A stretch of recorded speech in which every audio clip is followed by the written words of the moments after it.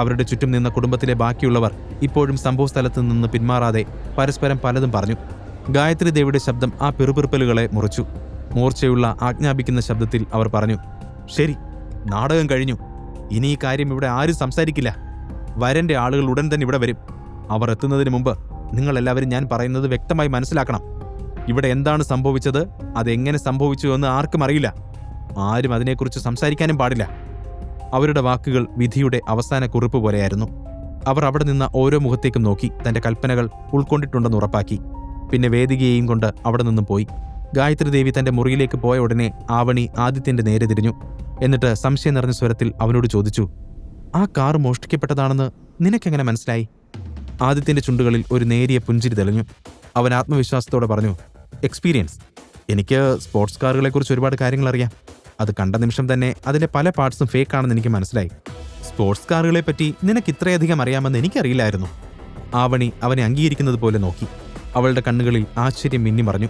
അവളുടെ വാക്കുകൾ ആദിത്യന്റെ നെഞ്ചിൽ ഒരു ചെറിയ സംതൃപ്തി ഉണ്ടാക്കി. ഗായത്രി പറഞ്ഞതുപോലെ ആ കാറിന്റെ വിഷയം എല്ലാവരും മനസ്സിൽ നിന്ന് മായ്ച്ചു കളഞ്ഞു. അധികം താമസിയാതെ എല്ലാവരും കാത്തിരുന്ന ആ നിമിഷമെത്തി. രാഘവൻ കൈമളും മകനും കുടുംബവുമായി അമ്പാട്ട് വീട്ടിലേക്ക് കാലെടുത്തു വെച്ചു. പുറത്ത് തിളങ്ങുന്ന ആഡംബര കാറുകളുടെ ഒരു നിര കണ്ട എല്ലാവരും കൗതുകത്തോടെ അത് നോക്കി നിന്നു. വില കൂടിയ ആഭരണങ്ങൾ, ബ്രാൻഡഡ് ഹാൻഡ് ബാഗുകൾ, ഡിസൈനർ വസ്ത്രങ്ങൾ, ഉയർന്ന നിലവാരമുള്ള വാച്ചുകൾ എന്നിവയുടെ പെട്ടികൾ ഒന്നിനു പിറകെ ഒന്നായി കാറിൽ നിന്ന് ആളുകൾ ഇറക്കിക്കൊണ്ടിരുന്നു. രാഘവൻ തന്റെ സമ്പത്ത് അവിടെ പൂർണ്ണമായും പ്രദർശിപ്പിച്ചിരുന്നു. ഗായത്രി ദേവിയുടെ മുഖം പ്രകാശിച്ചു. തന്റെ പുതിയ ബന്ധുക്കളെ ഊഷ്മളമായി സ്വാഗതം ചെയ്തപ്പോൾ അവർ ആ കാർ സംഭവം വേഗം തന്നെ മറന്നുപോയി. വേദികയും നടന്നതെല്ലാം മനസ്സിൽ നിന്ന് കളഞ്ഞ് ചടങ്ങിന് തയ്യാറായി. തന്റെ സമ്പന്നനായ വരനെ കണ്ടപ്പോൾ അവളുടെ ഉള്ളിൽ അഭിമാനത്തിന്റെ ഒരു കുതിപ്പുണ്ടായി.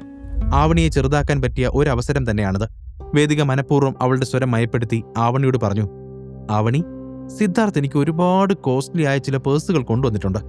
ഒരുപക്ഷേ നീ മുമ്പ് ഒരിക്കലും കണ്ടിട്ടില്ലാത്തതാവും. നിനക്കിഷ്ടപ്പെട്ടെങ്കിൽ നീ ഒന്നെടുത്തോ. എനിക്ക് സന്തോഷമേ ഉള്ളൂ. നിന്റെ ഹസ്ബൻഡിന് എന്തായാലും ഒരിക്കലും ഇതുപോലൊന്നും നിനക്ക് വാങ്ങിത്തരാൻ കഴിയില്ല. വേദികയുടെ ഉദ്ദേശം എന്താണെന്ന് ആവണിക്ക് നന്നായിട്ട് അറിയാമായിരുന്നു. അവൾ കൂളായി മറുപടി പറഞ്ഞു, താങ്ക്സ്, പക്ഷെ എനിക്കതിന്റെ ആവശ്യമില്ല.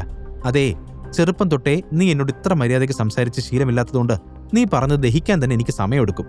പിന്നെ നിനക്ക് കിട്ടിയത് നീ തന്നെ സൂക്ഷിച്ചാൽ മതി. അതൊന്നും വാങ്ങി ഉപയോഗിക്കാൻ മാത്രമുള്ള ഗതികേട് എനിക്കില്ല. ഒരാൾ ഉള്ളിൽ പൊള്ളയായിരിക്കുമ്പോൾ എത്ര വിലയേറിയ സമ്മാനത്തിനും ആ ശൂന്യത മറക്കാൻ കഴിയില്ല. നിനക്ക് ഞാൻ പറഞ്ഞത് മനസ്സിലായെന്ന് പ്രതീക്ഷിക്കുന്നു. ഒരു സൗമ്യമായ പുഞ്ചിരിയോടെ അവൾക്ക് പറയാനുള്ളത് പറഞ്ഞ് ആവണി തിരിഞ്ഞു നടന്നു.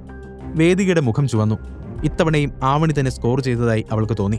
മുറിയുടെ മറുവശത്ത് വേദികയുടെ വീട്ടിൽ നിന്ന് ലഭിച്ച ആദരവിൽ മനം കുളിർത്ത് നിൽക്കുകയാണ് സിദ്ധാർത്ഥ്. പക്ഷെ അവന്റെ കണ്ണുകൾ ആദിത്യനിൽ പതിഞ്ഞ നിമിഷം അവന്റെ ഭാവം മാറി. അവന്റെ മുഖത്ത് ഒരുതരം ദേഷ്യം മിന്നിമറഞ്ഞു. തലേ ദിവസം മീറ്റിയോർ ഓഫീസിലുണ്ടായ കാര്യങ്ങൾ അവന്റെ മനസ്സിലേക്ക് ഓടിയെത്തി. സിദ്ധാർത്ഥ് ശബ്ദം താഴ്ത്തി കുറ്റപ്പെടുത്തുന്ന ശബ്ദത്തിൽ പറഞ്ഞു, ഇന്നലെ എന്തായിരുന്നു നിന്റെ പെർഫോമൻസ്? നീ എന്താണ് പറഞ്ഞത്? നീ അവിടെ ജോലിക്ക് വന്നതാണെന്നോ? സത്യം പറ, നീ അവിടെ എന്താണ് ചെയ്യുന്നത്? അവൻ ആദിത്യനെ സംശയത്തോടെ നോക്കി. ആദിത്യൻ വളരെ ക്ഷമയോടെ അവനോട് പറഞ്ഞു, അതെന്തിനാണെന്ന് ഞാൻ നിന്നോട് ഇന്നലെ തന്നെ പറഞ്ഞതല്ലേ. ഞാൻ അവിടെ ഒരു ജോലിയുടെ ആവശ്യത്തിന് വേണ്ടി വന്നതായിരുന്നു. നിന്റെ ഓർമ്മയ്ക്ക് കാര്യമായി എന്തോ പറ്റിയിട്ടുണ്ട്. അവർ തമ്മിലുള്ള സംസാരം കേട്ടതും അവിടെ നിന്ന് ആളുകളെല്ലാം അങ്ങോട്ടേക്ക് ശ്രദ്ധ തിരിച്ചു. വേദികയും അപ്പോൾ എന്തോ ഓർത്തതുപോലെ ആവണിയുടെ നേരെ തിരിഞ്ഞുകൊണ്ട് പരിഹാസത്തിൽ പറഞ്ഞു, ആവണി, ഞാൻ നിന്നോടൊരു കാര്യം പറയാൻ മറന്നിരുന്നു. നിന്റെ ഈ ഹസ്ബൻഡ് ഇന്നലെ മീറ്റിയോർ കമ്പനിയിൽ ഒരു ക്ലീനിങ് ജോബിന് വേണ്ടി വന്നിട്ടുണ്ടായിരുന്നു. വേദിക പറഞ്ഞത് കേട്ടതും അവിടെ നിന്ന എല്ലാവരും അവനെ നോക്കി പൊട്ടിച്ചിരിച്ചു. ആവണി നാണക്കേട് കൊണ്ട് തല കുനിച്ചു. സിദ്ധാർത്ഥിന് എല്ലാവരുടെയും ചിരി കണ്ടപ്പോൾ കൂടുതൽ ആവേശമായി. അവൻ പിന്നെയും തുടർന്നു, പക്ഷെ എന്തു ചെയ്യാൻ, ഇവൻ അവിടെ ആരും ജോലി കൊടുത്തില്ല. സാരമില്ല, എനിക്കൊരു വിശാല ഹൃദയമുണ്ട്. ഞാൻ എന്റെ ഹോട്ടലിൽ നിനക്ക് ജോലി തരാം. നിനക്ക് വേണമെങ്കിൽ നാളെ മുതൽ തന്നെ അവിടെ ജോയിൻ ചെയ്യാം. അത് ടോയ്ലറ്റ് ക്ലീനിങ് ജോലിയാണ്.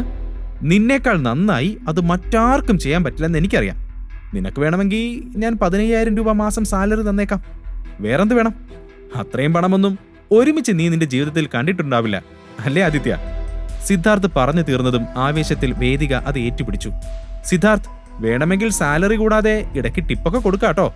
ഇവൻ അതൊക്കെ ഒരു സഹായമാവുമല്ലോ. പിന്നല്ല, എനിക്കറിയാലോ ഇവരുടെ ബുദ്ധിമുട്ടൊക്കെ. നല്ല ടിപ്പും കൊടുക്കാം. കൂടുതൽ ക്ലീൻ ചെയ്യുന്നതിനനുസരിച്ച് കൂടുതൽ പണം കൊടുക്കും. സിദ്ധാർത്ഥും വേദികയും പറയുന്ന ഓരോ കാര്യങ്ങൾ കേൾക്കുമ്പോഴും ചുറ്റുമുള്ളവർ പൊട്ടിച്ചിരിച്ചു. എല്ലാവരുടെയും കണ്ണുകൾ ആദിത്യനിൽ തന്നെ ഉറച്ചു നിന്നു. ജയരാജും ഗീതയും അവരുടെ മനസ്സിൽ അവനെ ശപിച്ചു. എന്നാൽ ആദിത്യൻ അപ്പോഴും യാതൊരു കൂസലുമില്ലാതെ നിൽക്കുകയാണ്.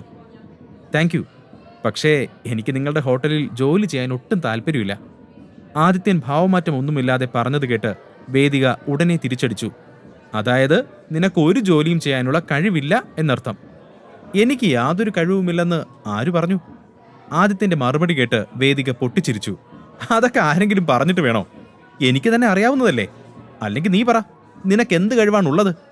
നീ ഒരു കാര്യം മനസ്സിൽ വിചാരിച്ചോ, സിദ്ധാർത്ഥിന്റെ മുമ്പിൽ നീ ഒന്നുമല്ല.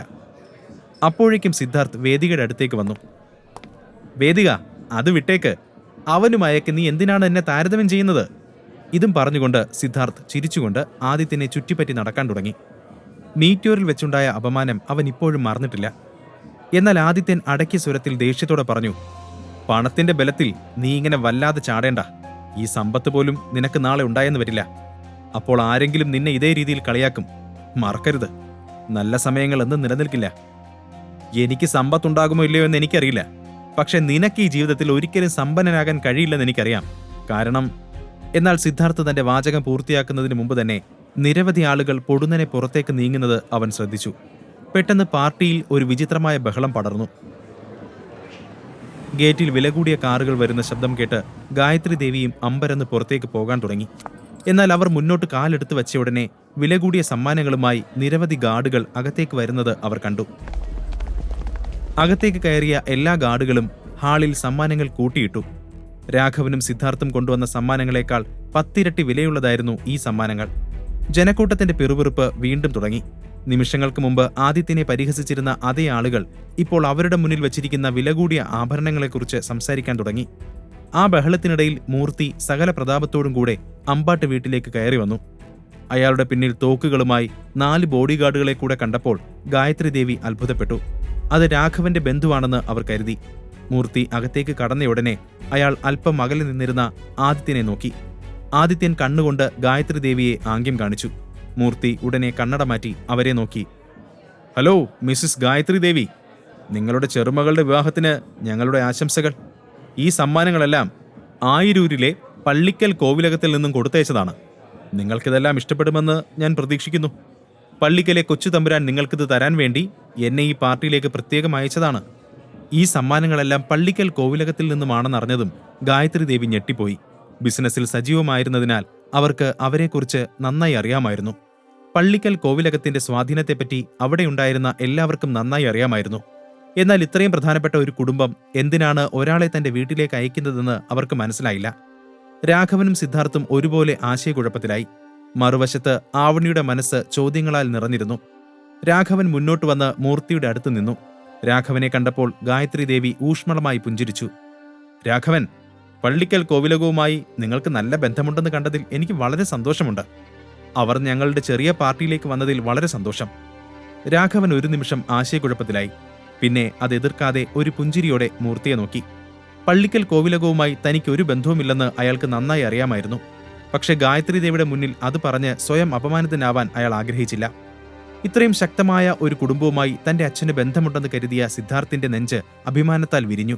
അവൻ ഗായത്രി ദേവിയെ നോക്കി പറഞ്ഞു, മുത്തശ്ശി, എന്റെ അച്ഛൻ കോവിലകത്ത് ഇടയ്ക്കിടെ പോകാറുണ്ട്. പള്ളിക്കലെ എല്ലാ അംഗങ്ങളെയും അച്ഛനെ നന്നായിട്ട് അറിയാം. ഗായത്രി ദേവിയുടെ കണ്ണുകളിൽ ഒരു തിളക്കമുണ്ടായി. അവർ സ്വയം ചിന്തിച്ചു, നന്നായി മോനെ, കോവിലകവുമായി ഇത്ര അടുത്ത ബന്ധമുള്ളത് അഭിമാനിക്കേണ്ട കാര്യം തന്നെയല്ലേ. വേദികയുടെ വിവാഹശേഷം എനിക്കും വരാമല്ലോ ഇടയ്ക്കിടയ്ക്ക് കോവിലകത്തേക്ക്. പള്ളിക്കലെ പ്രതാപത്തെപ്പറ്റി കേട്ടുകേൾവി മാത്രമേ ഉള്ളൂ. എല്ലാം എൻ്റെ വേദിക മോളുടെ ഭാഗ്യം.